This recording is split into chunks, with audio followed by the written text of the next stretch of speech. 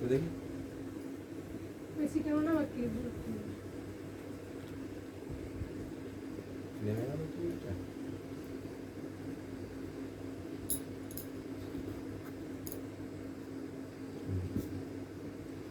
দেখি সোনামার টাকা দেখি সোনামার মুখটা দেখি, মুখটা দেখি সোনামার, দেখি সোনামার মুখটা দেখি, দেখি এই যে যাও দিদির কাছে চলে যা।